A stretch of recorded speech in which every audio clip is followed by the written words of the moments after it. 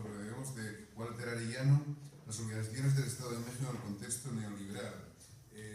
Walter Arellano es discípulo o tiene mucho contacto de un amigo mío en México, Ramón Narváez, y yo no sé si ahora va a sacar la máscara de luchador y se va a poner para tal, representa lo que se llama allí infrarrealismo, ¿no? O sea, sí, tenemos una ponencia rompedora. José Ramón lo usa porque está muy feo, ¿no? Pero espero ya no estarlo tanto, ¿no? Pero bueno, agradezco muchísimo a la doctora Abril Uzcanga, al doctor Carlos Reyes, por supuesto a la UNAM y a la Universidad de Oviedo, que de veras, lo digo de corazón, es un orgullo para mí estar en la Universidad de Oviedo, de donde es egresado un personaje como el doctor Bueno, ¿no? Es decir, un filósofo de esa talla, ¿no? También el mismísimo, pues el doctor Amado también, ¿no? Entonces, de veras que es un privilegio estar aquí en la Universidad de Oviedo para mí y espero, bueno, estar a la altura de tan insignes, ¿no? Y tan ilustres egresados.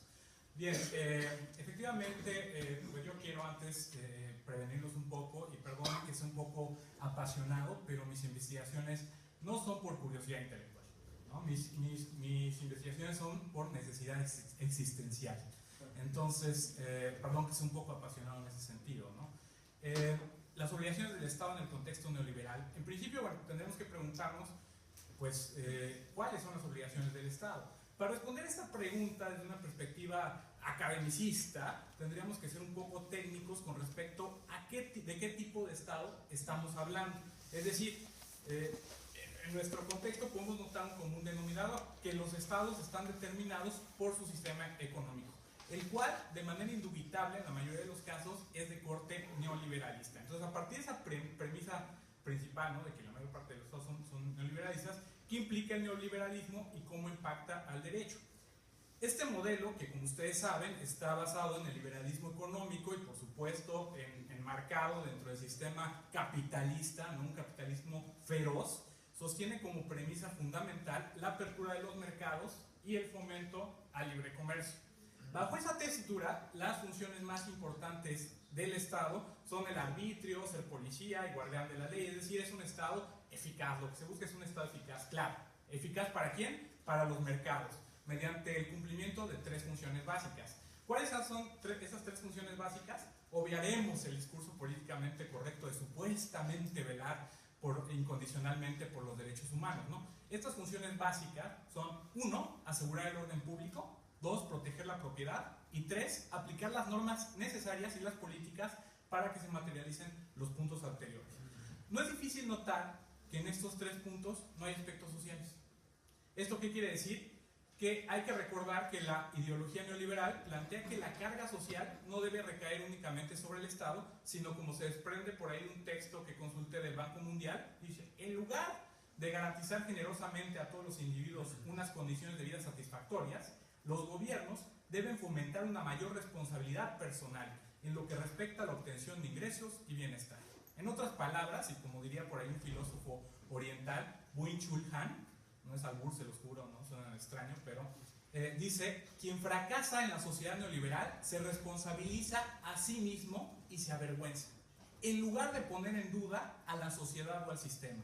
En esto consiste la inteligencia del régimen neoliberal, dirigiendo la agresividad hacia el individuo, hacia sí mismo, el explotado, quien no se convierte en un revolucionario, sino en un depresivo. Todo esto suena bastante bien, ¿no?, el discurso del Banco Mundial, ¿no? Pero ¿qué pasa cuando el propio sistema económico es causante de la desigualdad, de la miseria, del hambre? O como dijera Castro en ese histórico discurso de la ONU por ahí de los años 70, se habla con frecuencia de los derechos humanos, pero hay que hablar también de los derechos de la humanidad. ¿Por qué unos pueblos han de andar descalzos para que otros viajen en lujosos automóviles? ¿Por qué unos han de vivir 35 años para que otros vivan 70? ¿Por qué unos han de ser míseramente pobres para que otros sean exageradamente ricos? ¿Cómo podemos responder a lo anterior? Esa sería la pregunta, ¿no? ¿Por qué se proscriben palabras como Estado fallido, Estado terrorista, Estado asesino o crimen de Estado del lenguaje jurídico, de las aulas universitarias y de los planes de estudio? Hay que llamar a las cosas por su nombre. En ese sentido, Pablo Iglesias, me refiero a Pablo Iglesias, al líder del partido Podemos, estudioso del zapatismo, por cierto, y no hablo de Pablo Iglesias, el fundador del Partido Socialista Obrero Español. Hace no mucho tiempo hizo unas declaraciones que me parecen bastante interesantes y creo que tienen que ver con esto, que es importante de llamar las cosas por su nombre. Los que no llaman a las cosas por su nombre, que permiten que sinvergüenzas, como el exalcalde de Badalona, digan que el problema son los extranjeros. Cuando no llamáis a las cosas por su nombre, cuando engañáis a la gente y no le dejáis ver quiénes son sus enemigos de verdad, es cuando se abren las puertas a que llegue un demagogo como Donald Trump y que diga que el problema son los muros, o que el problema son los mexicanos, o que aquí el problema es la gente que huye de la pobreza en África. Y decir las cosas así es lo que pone a los poderosos en nuestra contra. ¿Cómo le llamamos a la criminalización de las ONG que ayudan a refugiados?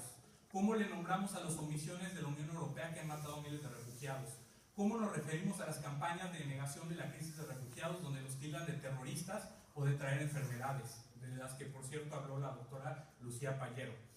¿Cómo le llamamos a la muerte de 43 estudiantes en manos del ejército?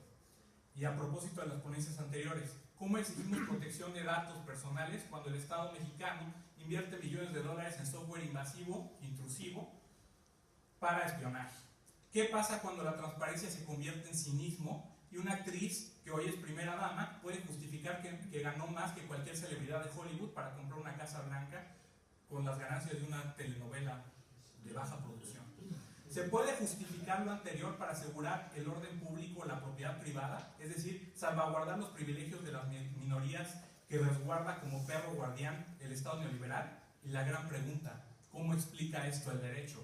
Ayer leía con atención precisamente el diálogo entre Manuel Atienza y Juan Antonio García Amado, publicado en la revista de esta universidad que amablemente nos obsequiaron, que por cierto, si alguien lo tiene en la mano, es la página 229.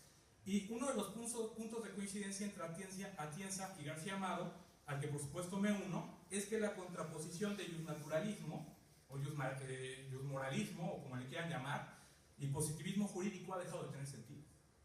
Es más, agreguemos ahí al iusrealismo, al iusmarxismo y a cuanto modelo epistemológico tradicional quieran. Los iuspositivistas están muy ocupados en justificar que el derecho es derecho sin importar cuán inmoral sea. Y los iusnaturalistas, como buenos moralistas, no tienen pudor en alzar la voz cuando sus creencias morales se ven afectadas en el ordenamiento jurídico y, por supuesto, callar cuando sus intereses se ven afectados. Por ello, no es de sorprenderse que venga un teórico como Boaventura y critique que los derechos humanos son un discurso colonizador. Y es que la clave para no reducir los derechos humanos a una imposición moral, ya la había dicho Castro en la cita que hice. Es decir, hay que hablar de derechos de la humanidad y no de derechos humanos. ¿Cuál sería la diferencia?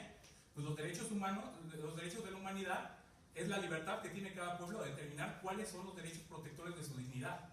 Los derechos humanos son, de acuerdo a la moralidad de Occidente, pues cuáles son los derechos que debe proteger la dignidad.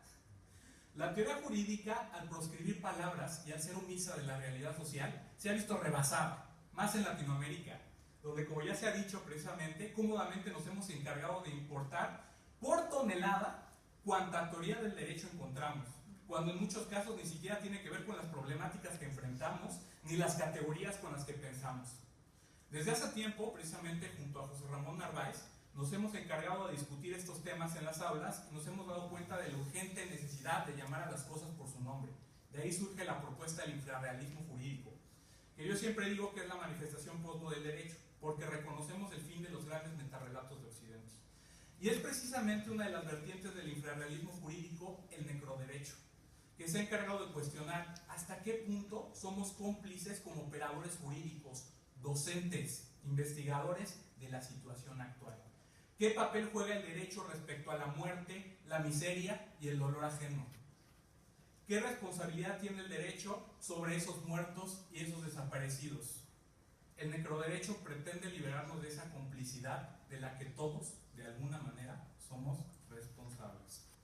Esto, por supuesto, no es algo novedoso, ya lo han tratado desde su trinchera politólogos, estudiosos de la biopolítica, de la tanatopolítica, pero ¿por qué en el derecho permanecemos callados, omisos o incluso censuramos estas propuestas? En verdad, es curioso ver cómo a veces dentro de las intervenciones en el grupo infrarrealista, digo, como bien acertadamente lo dijo el doctor, a veces hacemos performance, a veces usamos la ironía, ¿no? Aprendemos a reírnos del derecho para poder encontrar sus inconsistencias, ¿no? Entonces, pues ya sé que por ahí tengo el tiempo encima, ¿no?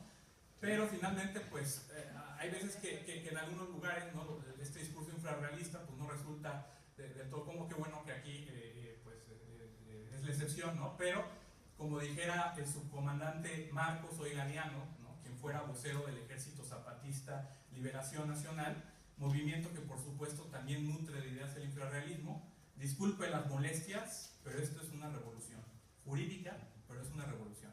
Muchísimas gracias.